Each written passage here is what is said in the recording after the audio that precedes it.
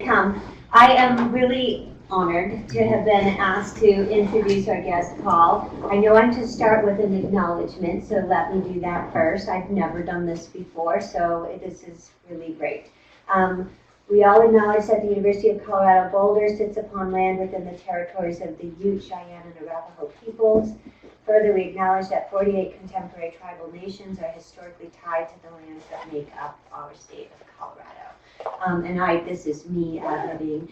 A couple of years ago, I did put some energy into learning about Chief Niwot, who was the leader of the Arapaho here, and it was a really powerful experience for me. And I actually went down to the Sand Creek massacre site in southeastern Colorado, and I would just encourage anybody that's interested to give some energy and thought. It really is a powerful narrative and one that makes you really appreciate these words.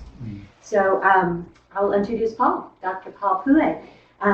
We learned about him coming to our neighborhood through a mutual colleague, and I was really glad that Riley reached out. He's dedicated his life to transforming traditional notions of masculinity to include broader, deeper, and wider care. He's an Australian gender and environmental activist, scholar, and social entrepreneur. He specializes in men's lives and their impact on planet, people, and self. In 2013, Paul completed a PhD that studied men's capacities to care. After receiving his doctorate, he founded Men Alive Australia, a consultancy that provides research, workshops, seminars, public talks, and keynotes about men and masculinities, as well as pro-feminist mentoring for boys and men. Good heavens, it's just so important for us at this moment. Yeah.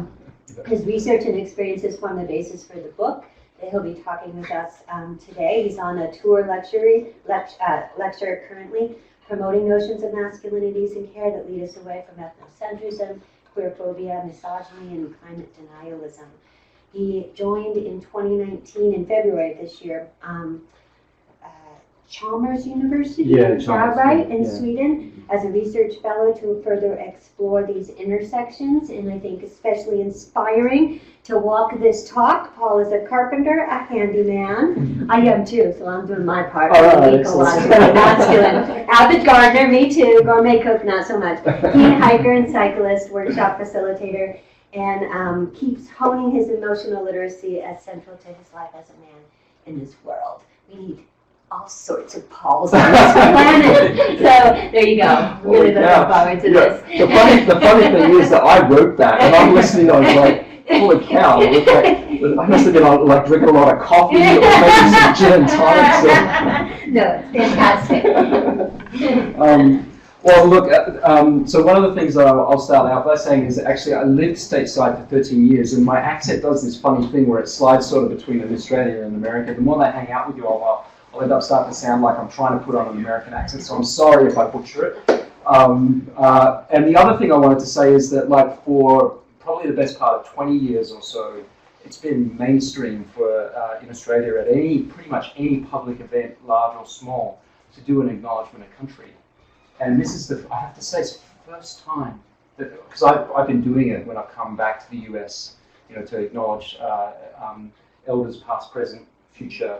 I've been doing that as a matter of course as an Australian every time I've come to the US. It's the first time I've heard someone do it here. Well, kudos to these folks here at the center. I just want to acknowledge that that's actually a big deal for me, having come back. So, and look, just to give you a little bit of a context, the reason that we do this acknowledgement in Australia is because there's been so much genocide, misunderstanding, mistrust from both sides of the racial divide in Australia, and that's, I'm sure, the case here as well. And I think what acknowledgement does is actually just brings into our consciousness that the land that we're on has a long history, and so it's actually really warming for me. So thank you. I'm going to assume I'm with a pretty educated bunch. And I'm going to skip through the slides and put as much time into the Q&A as I can, at least 20 minutes, I'm hoping. So if I skip through something and I don't give it as much time as maybe it seems like I could, it's on purpose, and just bring me back to it in the Q&A. And I'm also going to, during Q&A, introduce my friend Tom Daly, who's with me. and I just want to acknowledge you as well for being such a generous, spirited man, for me, an elder for me for so many years in the men's space in particular, and it's a real honour for me to have you with me. So we'll get into that then. But I did want to just let you know a little bit about why it is that I'm doing this work. I mean, stating the obvious, especially with this crew, Earth crises and social crises. It's I track the mainstream media really closely these days, and pretty much every day there's some major alarm being called around an emergency on the social and environmental level in mainstream media, and that's, you know, like for folks like us that are working in this space, it's probably, you know, nothing new. But I think the fact that the kind of trends that we're seeing where people are becoming more concerned about our livelihoods at the mainstream level is actually in some ways heartening. The level of attention, for example, around climate change here in the United States has changed dramatically, even just in the last few months. If you've been tracking the data around opinion, you know, public opinion. And I think that that's actually a good sign that people are starting to pay attention. And I think there's one key reason for that. And the key reason is that it's starting to really impact our lives. And more and more people outside of maybe bubbles of expertise are feeling the impact. And so, you know, like, I mean, many of those images are familiar to you, and I won't dwell on them too much right now. The thing that I noticed when I was a PhD student was that, like, I went looking for what is at the root of these social and environmental crises. What's a common denominator amongst all of them? And what I found, actually, at the bottom of like, as I drilled down more and more into these alarms that I was noticing, was concerns about men and boys. And that seemed, there was something about that didn't sit quite right with me, because it tended to indicate that if you were in this body, that you're automatically assumed to be uncaring or bad or wrong. And that to set a person up from and assume that that's the place that you're going to go towards social justice or environmental justice, I think for me was actually quite problematic. But what I found when I drilled down into it was masculine socializations that were at the bottom of those two concerns. And there are a particular suite of masculine socializations that obviously manifest most intently in the bodies of people who happen to share the same anatomy as me, but actually land in all of us in different ways. And so it's a collective global problem that we're dealing with, a set of masculine socializations that I've really gotten the most interested in. And so I'm not going to talk about white men being the bad guys. You're not going to hear that from me. What you're going to hear from me is that there's a set of socializations that tend to concentrate in certain groups of people. Many of them end up being in bodies like mine, or you know, even more white than I am. But that it's not just an exclusively white male thing that we're dealing with. We're dealing with a structural problem. I like to call it, I mean, I'm a little bit socialist, I have to admit, you know, my politics. I like to call it capitalism, consumerism, individualism, selfishness, narcissism, being plugged to our devices so much that we won't even have a conversation with each other at the dinner table. You know, these are the kinds of things that I'm noticing have unfolded that actually, if you look at them through a gendered lens, they tend to line up with what we think of as masculine socializations. And those kind of behaviors have been rewarded the most by the structures that we have created for, you know, hundreds, arguably, potentially thousands of years. Now, when Trump got elected, I need to tell you a little story about this. I was actually starting this book. I was starting to write this book in Sweden with my co-writer, Martin Holtman. And I was out in the rural boonies outside a small village, kind of like a very small village version of Boulder. And what happened was that Trump won the election, and I went, like, I had feelings. I imagine a lot of people in this room had feelings about that. And I went out running in rural Sweden. And while I was out, because I was just like, okay, how am I going to deal with this? What's my response? I know this is going to impact my life, my career. I went out and I ran out a dirt road, and I went past a farmhouse, and it had a US Confederate flag draped over the balustrade. the morning of Trump's election in rural Sweden. And then the other thing that I saw the next day was stop signs in rural Sweden saying, "Make America Great." So what I think that indicated to me was that even in a country where you think of as like, progressive, lovely Sweden, there were people that were resonating with what had happened. And it had, basically the way that I have interpreted what's happened since Trump was elected and Brexit came through is that the stopper got pulled out of a genie bottle. And actually it's kind of useful. Because if we had had Hillary, it probably would have been, okay, granted, I would have personally liked to have seen a woman president of the United States. I'm being honest and transparent about my politics. But we probably would have seen a lot more of the same old, same old.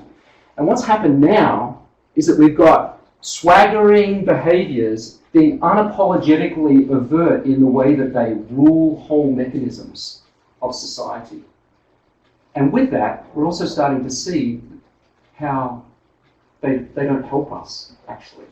So there's an exposure that's happened as a consequence of the last couple of years. There's a rubbing the issue raw so that we can all start to develop our own opinions, relationships, and responses to what's going on. And so I see my job really as being one of, as Charles Eisenstein said the day after, he actually put this out on 10th of November in that quote, that we need to basically become connected to our caring selves, was essentially what I got from his quote. Now I want to spend, before I go into a little bit more of the theory that we've developed as a platform, I want to talk a little bit about one of my primary influences, Patsy Hallam.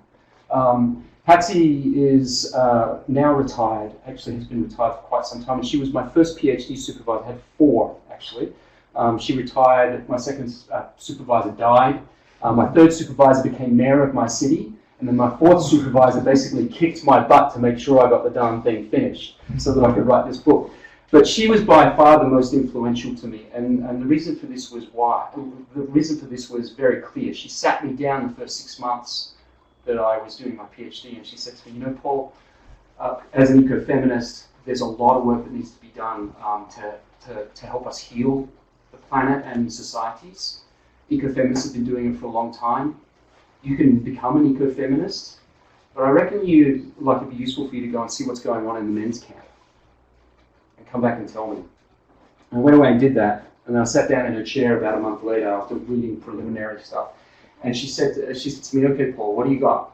And I told her, "All right, well, this is what I'm seeing. That there's stuff going on in the men's space. It's mostly personal work, a lot of developing emotional literacy, a lot of trying to be the best guy we can be, a lot of trying to find what our mission or our service, to the community is. But there wasn't a lot of interest or conversation that was being had about the whole structures that were actually causing some of these difficulties for men and also women and queer folk and the planet."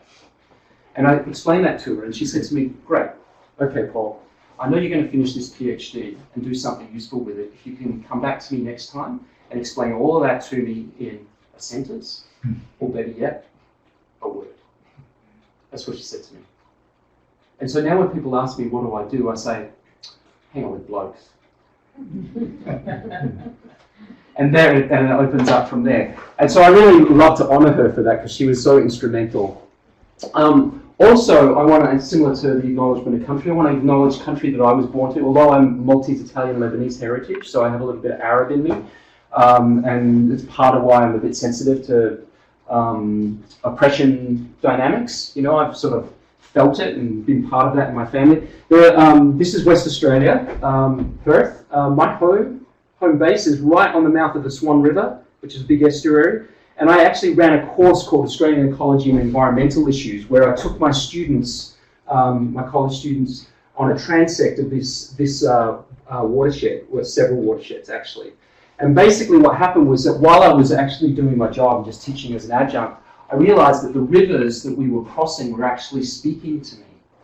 And they were saying to me that, what happens in these watersheds is that things get washed in, some of it useful and some of it not so useful, into these rivulets, and then they all become bigger rivers, and then they focus down into estuaries and then spill out into the ocean.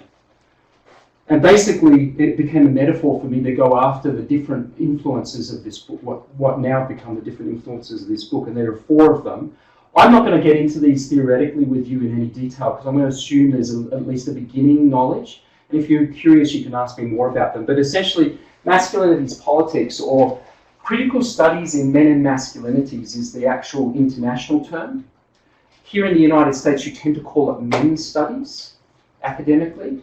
We in Australia don't like to call it men's studies, and there's a reason for it, because when you use the term men, you actually automatically in your mind assume that we're talking about these bodies. But when you're talking about masculinities, you're talking about social constructions, patterns, behaviours, beliefs, ideologies, moral imperatives, etc., etc. And so in Australia and elsewhere in the world, we tend to pull away from talking about men specifically and actually get really interested in social constructions. Deep ecology, of course, psychospiritual biocentrism, it's just basically a way of saying, hey, we're in and of this earth, and each of us gets to build a personal relationship and ecosophy with this place. Ecofeminism, mutual oppression of women and nature by a male-dominated world. There's masculine patterns, call it patriarchy if you want to use that term. I tend to steer away from it myself these days because it's really hard to have an engaged conversation about patriarchy. People either get, fired up or like just really defensive. So I tend to talk more about male domination and masculine socializations and masculine patterns. And then care theory that feminist scholars generated about 40 years ago now. So masculinities politics, these are just some of the key people. I just was visiting with Shepherd Bliss and Bob Pieces in Southwest Australia. Some of you will be familiar with Michael Kimmel's work. Michael Kimmel's actually done some really great stuff around white supremacy and masculinities. Hasn't done much around environmentalism. And he's also just in the process of working his way through being investigated for a Me Too situation. So although he's become a controversial figure, his work is really useful. And I think particularly that book, Angry White Men, is useful for many people who have interest in a pro-feminist lens. Raylan Connell was an influence.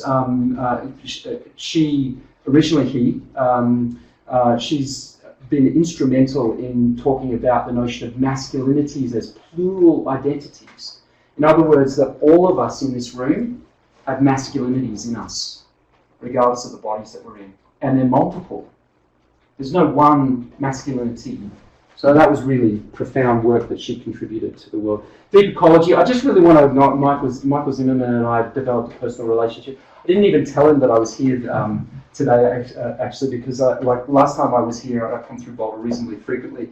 He was like, I'm retired, looking after my daughter. I kind of, Bali's, as we like to say in Australia. So I just want to acknowledge the work that he has done in deep ecology in particular, because many of you would know him. Ecofeminism, there's a whole bunch of really great stuff that's come out around ecofem, especially from US scholars. And as I said before, with that brief definition of ecofeminism, the mutual oppression of women and nature. In other words, that nature and women, I would add queer folks, because queer ecologies are kind of more the cutting edge stuff these days, get treated by the systems that we've created in very similar ways. And I thought that was a very insightful piece of wisdom that was shared by ecofeminists. Nicole Seymour's Queer Ecologies is probably the stuff that I would recommend as some of the leading information to go after if you're really curious about where gender ecology is going these days in terms of scholarship.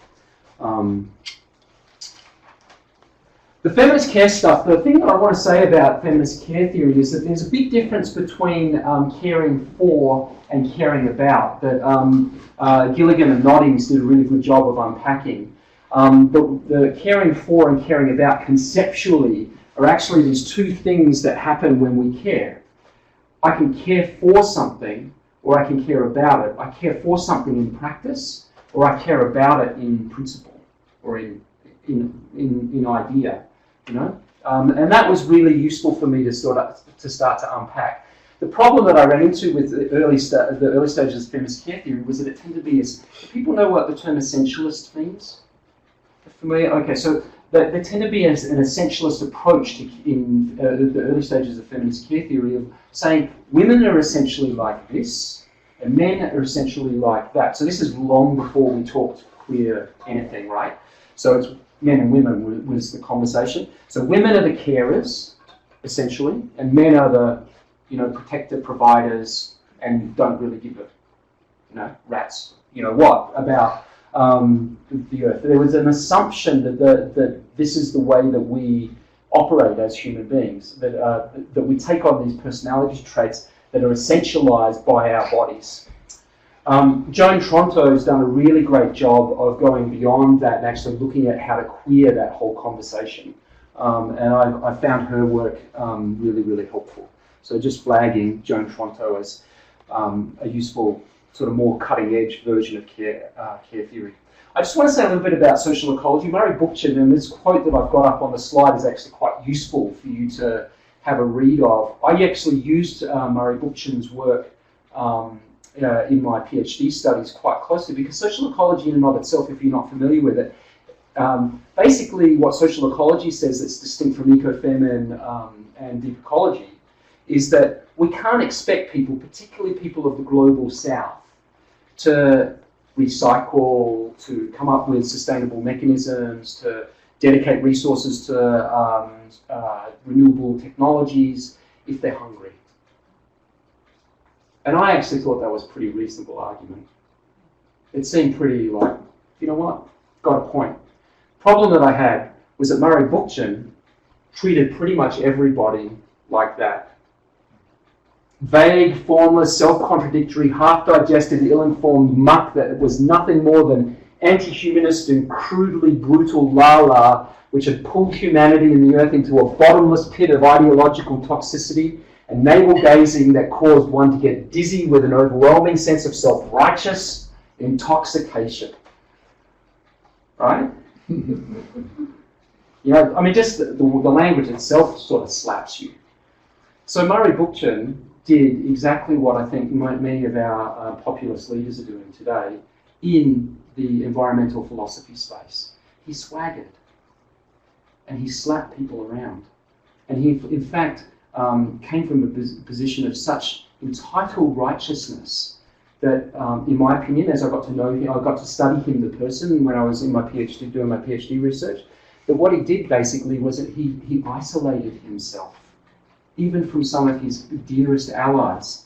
He had major breakdowns with Jeanette Beale and Kaya Heller, who were two of his main acolytes. Major breakdowns. Fracturing of the community and social ecology here in the United States, it was a mess. And what I learned from that was this, that although he was actually speaking something really powerful and important, the way that he was holding himself and interacting relationally with other human beings was very much like what we're experiencing from some of our biggest leaders, most visible leaders today. And there's just something about it that doesn't feel right, doesn't feel kind, right? And so I actually left social ecology out of the book, even though it was in my PhD, and I left it out for that reason. That it was Murray Bookchin basically embodied exactly what it is that ecological masculinity is offering an alternative to. So I'd like to acknowledge the depth of the work, at the same time, note the problems.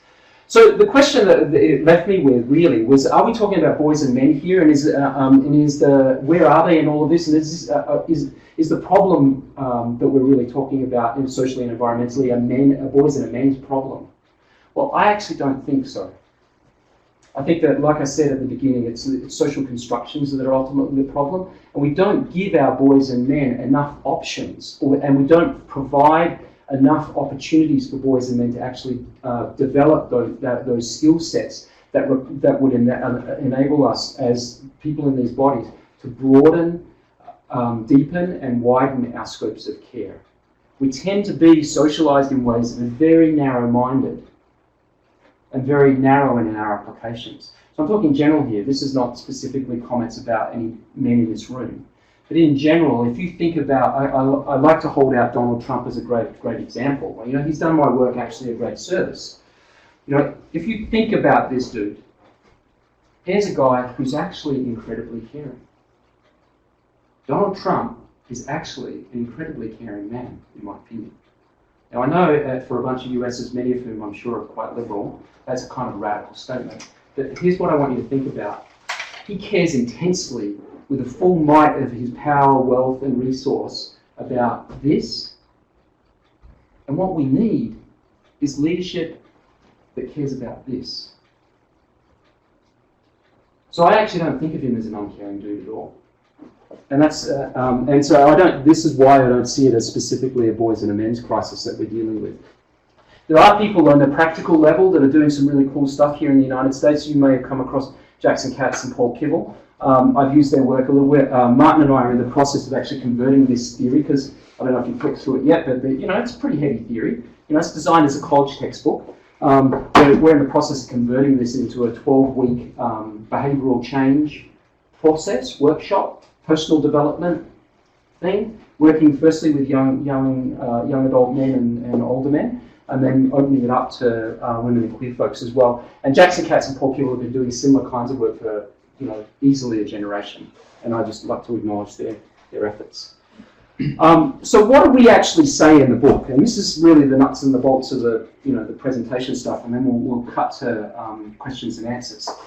Underneath the facade of all the swaggering bravado, which is what I love about this particular picture of Donnie, forgive me for calling him that, but the thing that I love about this picture of Donnie is that you've just basically got a fragile, vulnerable human being, takes his dump in the morning, just like the rest of us, and is covering up all that vulnerability as much as he can with a swagger, right? We call that kind of way of being in the world industrial breadwinner masculinities, theoretically. That kind of like, I know which way is up, you don't. I'm right, you're wrong. I'm good, you're bad. I'm wealthy, you're poor. I'm northern, you're southern. I'm white, you're black. Whatever the dichotomies are. And that tends to be both a message that's coming quite strongly, especially here in the United States, from both the owners of the means of production, think Donnie and his crew, right? As well as his base, working class folk, many of whom who have supported him. And the question that it raises for me is like, how come? What's going on? And I want you to just hold that question for a second, because I've got a slide that I'll get to actually tell you a story about where I think we're going. So the second category that we talk about is eco-modern masculinities. And I like to think of Macron and Trudeau as great examples. I mean, look at them. They're pretty spunky guys, right? Nice suits, suave, sophisticated looking, bad at the eyelids, nice smile, say all the right things. Who wouldn't want to take them home? Yeah?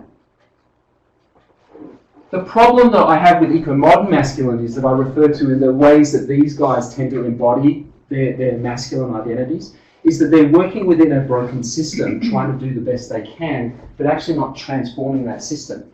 You think Obama, right? Here was a man who was voted in, had 2 terms on hope. And what happened? He smacked into these mechanisms that just would not let him to bring about the kind of transformations that he really wanted to. He had to work within a system that in and of itself was fundamentally broken. And what has his legacy left? Basically, somewhat of like people talk about him having somewhat of an impotent presidency as a consequence. It's kind of, sexual references. So there's something about eco-modern masculinities. It's kind of it's a step in a reformist direction that, could be helpful, maybe yes, maybe no. But we're just not getting there, right? Climate, you just look at the climate data alone as a canary in the coal mine, nothing else. Let's not talk plastification of the oceans, let's not talk wildfires, let's not talk, loss of biodiversity, because we can go on, right? Just the climate data alone has accelerated in its severity under the guise of people leading countries that fit within this category as well. And so what that left Martin and I with was, we need to come up with something different, something more transformative, something that actually brings us back to our humanity, immersed within the living ecosystem. And that was why those 4 influences that I referred to earlier were so important, because I went looking for answers in all of those spaces. And I found bits of information that were useful, but none of them were doing anything other than, if they were talking gendered language at all, as particularly in ecofeminism and feminist care theory, the main message was that we think that men and masculinities are the problem, and end of conversation. And so what our job became was, okay, well, what's the next step? And is that true? Can we actually accept that just as it is? And we realised that actually there was something more that was needed, which was for us to slow down enough to actually connect with place, which is why your acknowledgement of country was so significant for me, to see that that's actually changed in this culture, you know, and that it will continue to change. If it started here, it will radiate out. It catches on. And it just brings our consciousness to place alone, and our presence in a continuum and a broad web of things that I think is actually present and capable, all of us are capable of doing regardless of the bodies that we happen to be in. And so to position men or boys automatically as being the enemy to justice and environmentalism, I think is actually limiting the capacities of all humanity. And so ecological masculinities is really about slowing us down enough to connect with self, with each other, with the communities that we're part of, and with the earth. And that's where that myopic care that I was talking about with Donnie radiates out. So that's the fundamental premise. And it starts from this place that all masculinities, whatever the social constructions are, within them you will find infinite capacities to care.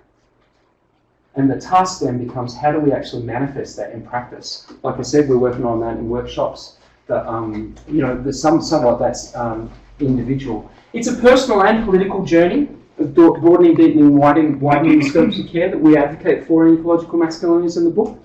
And what we're actually talking about here is taking all the different ways that that care can be demonstrated in practical terms, and finding ways to actually talk about that. So we've got a second book in process that's an anthology, where there's several theoreticians from all over the world, different disciplines, some activists.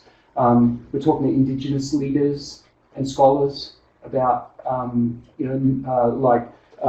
First Nations wisdoms as well. But you will find that there's eco-literature that will talk about gender and the environment, and there's some limitations there. There's Green Man stuff. There's post-colonial studies. There's back to the landers and slow food movements, transitions, communities. And then there's also increasing critical scholarship like Greta Gard's. I'm actually going to Minnesota next to work with Greta Gard a little bit on these issues, which is really a huge privilege for me. And so what do we actually talk about under the term ecological masculinities theoretically? Okay? Well, like I said, we're looking at broadening, deepening and widening the scopes of care. In my PhD, I developed this model here. I'm not going to go into a lot of detail except to say that I use the acronym ADAM-N, as in New Adam, on purpose, as in Adam and Eve. And what that really refers to is developing awareness, doing some deconstruction, which includes personal work, think men's work, women's work, queer work, therapy, whatever it is, personal development, as well as societal deconstruction. It's like, whoa, hang on a sec. And this is what a lot of people in university do, I think, beautifully, is actually develop skills in critical analysis. Like, I'm less concerned about the politics of my students than I am about the fact that they maintain their right and their ability to keep a rigorous tone of mind questioning. And when I take that position, I can sit shoulder to shoulder with someone who's diametrically opposed to me politically and have a humanistic conversation. It's when the person is divorced from their critical analysis that I find problems. And then making amends. One of the things that I like to do in my life, look, I'm as guilty of being a sexist bugger as the next bloke.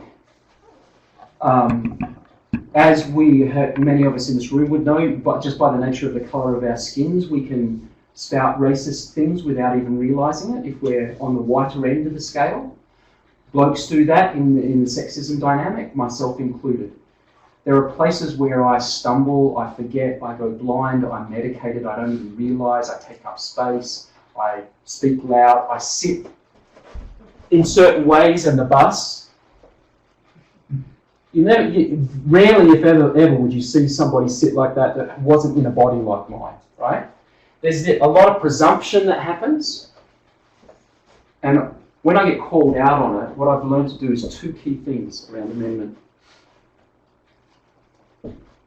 Paul, shut that up and listen. And the second thing is to challenge myself to not be defensive. And when I do those two things, it's actually easier for me to build a connection with the person, which is what amendment's really about in a practical sense. Modification, by taking that information in and that feedback, I'm able to like, oh right, yeah, actually, there is something about sitting in the, I mean, like this is a really mellow thing to talk, but there is something about sitting in a bus like this that can actually have an impact on others. I'm like, oh right, yeah. It's just being sensitive, aware, knowing that I'm part of a broad ecosystem of things, people, places, and then through that modification, advocating for a new way of being, which we've got a little bit of a dose of from my bio. You know, I'm working on that. And there, like a lot of what I see happen in men's work on the personal level are these four things. I've sort of put more common language on them: zeal, superpowers, hurts, and wishes. It's basically, you'll hear this in men's work quite often, of helping men figure out what their mission is and to go out and be of service to the world. And often, what's connected to discovering what that is feeling into what it is that you have zeal for. Now, zeal for me is sort of the word that represents, you know, when you get up in the morning and you spring out of bed because you know you've got something really cool happening? You know that feeling? As opposed to, oh God, you know, another dog day. So zeal is that day, that thing that really puts a skip in your step. Superpowers are those things that every single one of you in this room have superpower. Thank you. Superpowers are those things that every single one of you in this room have. You know, we talk about it, we mythologize it in, you know, superhero kind of speak. You know, that whole archetypal, it's out there. But actually, every one of us has a superpower. You know, I can stand up in front of you all and kind of do my thing and crack jokes and, you know, sound exotic and all of those things. One of my superpowers is that I've gotten comfortable with public speaking. You would have yours. Figure out what those are. Hurts. My father was very, very loving. He was also very, very hard to reach emotionally. Caused me some hurt. He and I have a particular dance with each other to this day. But it's because of my father that I do what I do. I'm on a mission doing what I do because of the places that I got hurt. And you might just find that that could be true for you as well. So actually getting familiar with your hurts can be really useful. And then the wish, the fourth one, is, you know, that thing that, I don't know if you all do this, I certainly, it's like, sometimes I wake up in the morning, I'm just like, God, you know, it'd be really great if somebody would somehow would just fix that thing. You know, like think, what do they call it, like the Pacific garbage patch. There's a good example. This is probably not a day that when plastification comes into my way, I don't think, God, it'd be so great if somebody would just fix that thing. So wishes are often actually a good pathway into figuring out what you're here to do. And I think men's work does, on a personal level, does a really great job of helping people dial into those particular pieces of service. What's missing in men's work, in my view, is the connection to critiquing the systems that actually make it hard for us to get to that place in the first place as blokes, and actually put us in a position where we actually do lots of really intense caring, like Donnie does, of just our own patch, instead of recognising and realising that we're part of this whole thing called life. A whole bunch of stuff has come out, just like literally the day before I arrived in the United States. There's been all sorts of stuff around misogyny and climate denialism. It's gone bonkers in the media, mainstream media. Martin and I have been, in particular, we got quoted in this article here. I can't remember which one though. And I had an interview with CBC Radio last week, Defour magazine in Canada. I've got another interview tomorrow with Luxembourg. So there's a whole bunch of stuff happening around, you know, what is this ecological mess? It's kind of a bland, dry sound. You know, we'll probably come up with something for the popular audience that's different. But, you know, what is this thing? Because Greta and people like her, many of the women climate leaders in Canada are noticing they're getting attacked, and that there's a crossover between the way that those mostly women leaders are getting attacked and climate denialism, coming mostly from people who happen to be a lot like these guys. Older, white-haired, generally white, baby boomer, Western men. And so you've got to ask yourself a question, how come? So I walked in, this fella here, I won't tell you his name just to respect his privacy. This is a group of guys from Wellington, New Zealand. I walked into a restaurant about 2 weeks ago. That photo is just 2 weeks old. Walked into a restaurant, and there's a ramp going up. They booked the restaurant out for the last 30 years as a special little thing that these guys, it's a good old boys, right? They have dinner and drinks and tell jokes, and it's like going into a locker room. Yeah. So I got invited by my Airbnb guest, my Airbnb host, this fella, to come and hang out with his mates. He's like, "Oh, you're into blokes, you should come." I walk over. I walk in. This fella here, I didn't even get in the door. My host introduced me. "Oh, this is Paul. He's a climate bloke." And he started unloading. "Oh, you're one of them. Yeah, that is just such a bucket of crap." And then he got into telling me all of this stuff about, he was a ship's captain his whole life, and he knew the oceans, and he knows the oceanic science, and his rationale was, it's not that the oceans are rising, but that land is heavy, and because land is heavy, it's sinking. And the way that he went about saying that to me before I even got there, he was basically jumped down, and I barely spoke a word. And I was like, whoa, dude, you haven't even asked me a question about where I'm at or what. And literally, he was like, oh, whoops, sorry, yeah, come on in, let's sit down. And he spent the rest of the day, the rest of the lunch, sitting with me, and you can see how happy he is, telling me his life story. And I want to tell you something about the rich white man effect, right? Because by asking questions to this guy, by the way, the guy who's holding a copy of my book was one of the leading army generals in the New Zealand Army. He was the main officer, the commanding officer of the biggest army base in the country, retired. So these are guys who, these are guys are slinging their nuts around through their whole lives, right? They know what way's up. I just asked him questions for an hour, and here's what he told me. He said, Paul, I can tell that things are not so good for my grandkids. I worked my butt off, and I had to go on out to sea, away from my family. I needed to, deal with guys who were drinking and smoking and carrying on. I basically, it wasn't really fun for me, but I made a bucket load of money. And basically what he said to me was just, he felt scared and sad for his kids, and he was terrified of losing what he'd spent his whole life sacrificing to build. So if you run into a fellow who's going to give you a lot of pushback, my counsel to you is get curious and interested in his story. And you might just find a human being underneath all of that.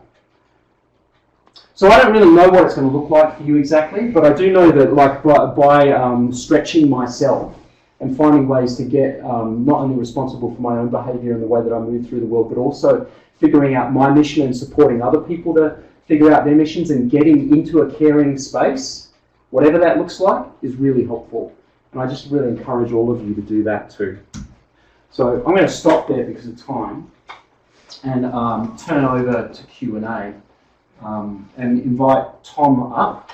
I don't know if you want to come up here with me. And the reason I want to bring Tom up is, we can just park here.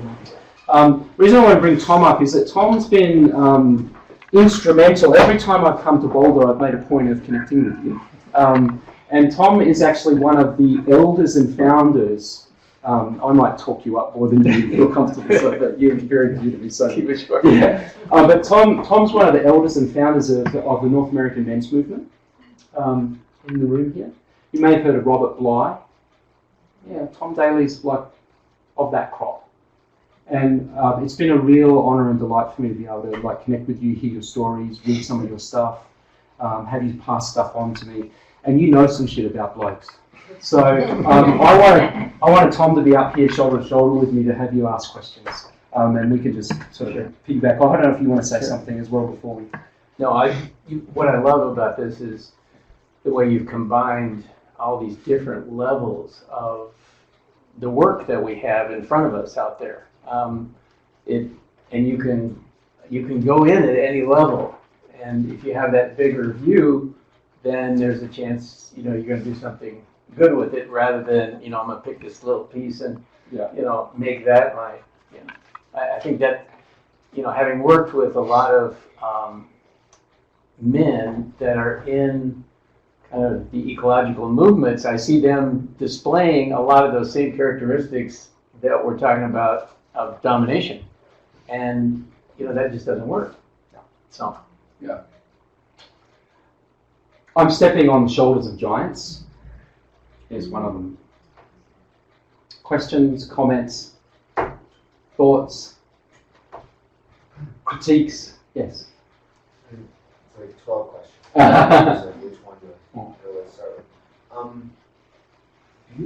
Beautiful work. I love the narrative and light that you show on it, and that you want to do some programming work and building and bring that into the men's movement to overlap this. That's like the path of change that I'm hearing. Yeah. How do you feel about the nature of, like, when we talk about masculinities and femininities, we're identifying a binary. Yeah. And that binary may be part of some of the issues. I can see on one side, but we need to do this to shine a light on certain things, okay, on one way, but still how in the narrative here do you deal with the fact that it's way more of a fluid space? Yeah, beautiful. I might let you have a crack at that first because I've got a very specific answer to it, but I'm curious about yours. yeah, one of the things that I've been interested in men's work is when I get together with groups of men, and there are no women in the room, I see that all those capacities that we generally identify as gender related show up in all the men in the room. So those capacities are there, and that binary thing is a huge problem, and I'm so grateful to the LGBTQ community for making that whole thing a lot more fluid. And I think that's part of this movement is that fluidity and allowing, for men to have all those qualities that we associate with the feminine, and it's so hard because those words mean so many different things to so many different people, and it gets so easily confused. Yeah, great. I'm going to respond to your question with a little squiggle with the whiteboard. So you got gender studies, right? You got gender studies, right? That one's not really very well either. Sorry. You got feminism. You got men's studies or critical studies and masculinities. And then you've got all these different conversations that have emerged under both of those camps. And where queer studies tends to sit right now, which is more the vanguard, I think, of like the cutting edge, queer studies tends to sit more here. And so, like, feminism started out with a lot of essentialist thinking. That like there was a lot of women's empowerment and women's separation from men, and men are the problem. And within ecofeminism, there was even essentialist beginnings as well. And same here with the men's movement. It's like, men are being hard done by. You've got the MRH, incels, men's rights activists and incels, white supremacy, climate denialism, far right-wing Christian thinking. All tends to be quite essentialist, like men are like this and women are like that. Remember that these two movements emerged when the whole conversation was about men and women being essentialist. We're not in that space anymore. Millennials. Okay, so I might be making some assumptions. Millennials in the room, forgive me if I get this wrong. But my sense of the millennial experience is that it's like I might be trans, I could be queer, I might be bi, I might have 2 people in my bed, I might have 3 people in my bed, I might have polyamorous relationship, I might own my masculine self, I might wear a skirt today, There's a lot more gendered fluidity in the younger generations than there were when these movements emerged. And that's why I think my answer to your question is that actually the place to go, and I think that where we're going is beyond the conversation about masculinity specifically in terms of the theory that we're developing, towards what's being developed around queer ecologies, because there's gendered fluidity there. And what's inside of that that's particularly exciting for me is the place that you and I, and you and I, and you and I, regardless of our differences, are more alike, where we're human. And that's the stuff that I'm the most excited about, because it's in our connection with our humanity that it's harder for us to hurt each other and separate off. But then in the process of getting really good at staying connected to each other across these boundaries, we get better at staying connected to place as well. It's just practice. Yeah? I hear you. I'm glad you went there because that's what came to my mind. Yeah. Queer studies feels like the natural advancement. Yeah. And I thought that hinted at in your talk, but Yeah. not explicitly noted. Yeah. So I was like, how do you feel about Okay, and so here's why. When I studied this in the late 1990s and early 2000s, I started studying, and there was a gap around masculinities conversations in this space. And I wanted to make sure that gap got filled first, so that we were on equal footing, because there's been so much void, medication, ideological medication, blinding assumptions, entitlement in this space that needed to be filled in first. So what I'm doing is stepping stone towards a bigger conversation. Yeah. Next question. Mine isn't a substance question, it's a process question. I bet you have some students, undergrad or graduates in this room that are very curious about your career choice as far as scholar activism. How did that emerge and how's it, that's it's an interesting and sort of unusual path, and it would be great to hear a little more about how you chose that and how you decided to pursue and that sort of I'm a little bit embarrassed to Are you? answer. So no, the reason I'll answer that one as quickly as possible, and we can talk about that afterwards. The short answer to that is I'm a stubborn Mediterranean man, and I just knew on some deep level that this just needed to be done. Yeah. And so I worked as a carpenter and slept in my swag. Do people know what a swag is? It's a canvas bedroll. I Airbnb'd my house, including my own bedroom, for 2 years, rolled my bedroll out on my back veranda, worked as a carpenter, grew vegetables, had bugger all money, wrote the damn book, and then I got a job at a university and getting paid truckloads to fly all over the world, including, I might add, a carbon offset budget, which was really important. I'm getting flown all over the world to have this conversation now. That's the short. No, it's really great, and it's an unusual and fabulous path. Yeah, I was just stubborn Yeah. about my... All of us have got that in us. Yeah. Every single one of us. This is sort of a thought and something that was turning over in my mind as I listened to your talk. Yeah. On the one hand, I think it's really great to see men, taking such an active role in, dismantling this societal masculinity and the ways that we've been socialized.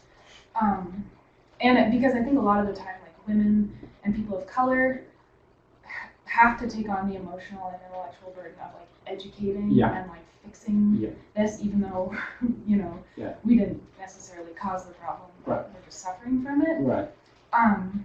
So I think that's really cool, and I think that's great progress. But on the other hand, I also struggle with this idea of like a bunch of men getting together and being like, oh, we're gonna be more sensitive and empathetic and all these things, when they don't know what it's like to be. Like for example, the story that you told about going for a run in this rural place. My first thought was, oh, that's really scary, And like, I don't know, without a woman's voice or a woman in the room or a person of color, whatever perspective you're seeking to become more empathetic towards, it seems like at some point, those voices need to be in the room as well. And I think both are needed, but Really that's just something, a strange balance that it's hard to quite. I'll respond to that, but I'm sure you've had experience with this too. So Sure. So I always feel like for men to get where we want to go, ultimately, it's just like us white folks have to work on our racism.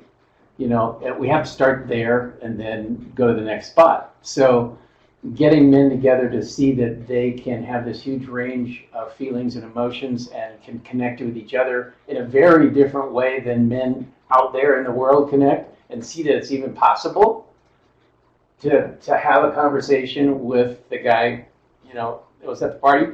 They need to know that that's in the realm, and so that's just a place to start.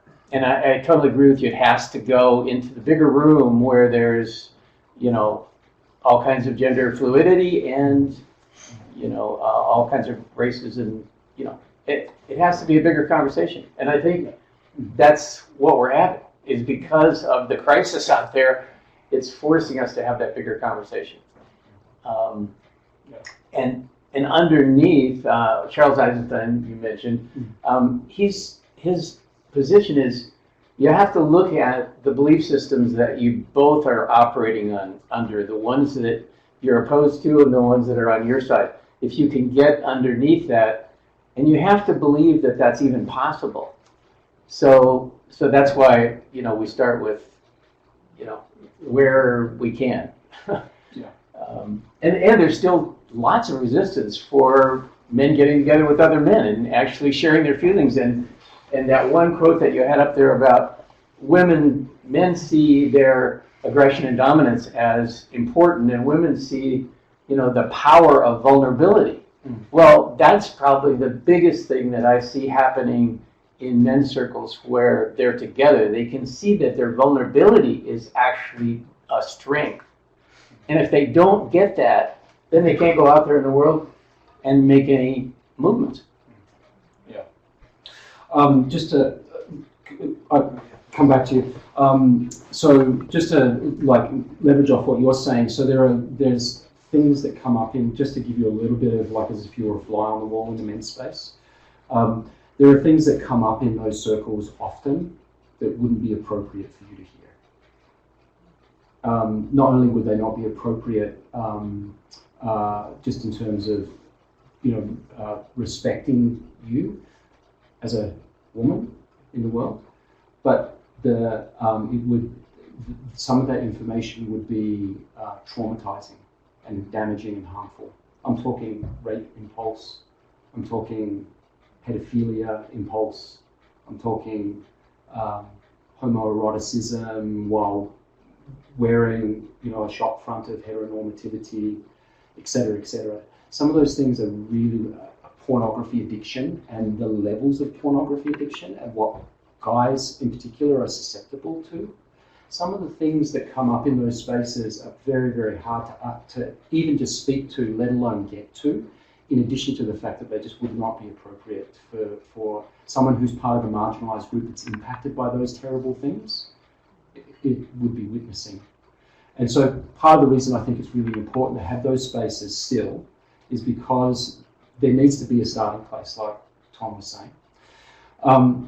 I don't work in the solo men's space so much anymore. I'm more interested in working in groups like this, in co-gendered spaces, and I'm more interested in working at the systemic level because I do my personal work, sometimes with men and sometimes with women, as well as doing systemic work. And I think that what we're dealing with right now is we're at a crucial point where the issues that you're raising need to be in our consciousness, and we need to be willing to actually come out of our bubbles. But we need to be able to do that in a way where we've accessed our vulnerability so that we can be humble and listen. And part of getting to that is for me to be able to clean up those places that I was addicted to pornography and the things that I subjected myself to and what it did to my mind when I would see someone in your body out in the street. I've had to clean that up. So it's actually pretty tough stuff. And so that's why some of it's important to still have places to go with. I don't know if that answers your question. And maybe we can talk about it more afterwards, or just in the interest of time. And we're at one, so maybe we'll just take one more question. One more question, yeah. I'm happy to forego my question if someone else has one. But I just very quickly ask, how does the work that you're doing here feed into political economy, institutionalized, Yeah. systemic challenges. Yeah. We can have these conversations Yeah. productively, but Yeah. women's pay, Yeah. you know, Yeah. people work, people pay. Yeah. Fewer women in leadership roles all Yeah. the time. What are your responses? Oh, How this yeah. work helps with that? Yeah, I'm going to respond. Like I'm living in Sweden now, and I'm just going to share something with you all that, like, you know, you might be a bit surprised to hear. So I'm in a country where, on the surface, there's a mainstream normalization of gender equity, and it's been like that for a generation or more. So there's lots of women in senior leadership. The pay differential is much narrower. It's still differential. There's still a gender differential, but it's much narrower than it is in the United States. Women will stand in their entitlement to be heard, take up space in a way that I've never experienced in the United States or Australia. And what that shows me is that if you actually keep going with this stuff, it does, and you actually go through the transformations in yourself personally, it makes space for the mainstreaming of that way of being to transform. The problem, and this is the little thing with Sweden, is that what's happened is that in general, the guys are very deferential, a little bit scared of their women, quote unquote, you know. But in the process, they're also actually funding white supremacy, neo-Nazi, anti-immigration. So on the surface, there's like a deferentialness, but the patterns are still present in the person or in the people. And so that the depth of the transformation on a systemic level has to be personal and it has to be political simultaneously. And we can't do one without the other. And that's been my struggle with the men's movement. I've done years and years of it. If I'd started having a systemic conversation, guys would be like, I don't want to have that conversation, I'm doing my personal work right now. So that has to be both. And so I'm working mostly in the systemic space and keeping my relationships with guys working in the more personal space really strong and doing my own personal work as well. Thank you. Yeah. This was amazing. So thank you very much. Yeah, thank you.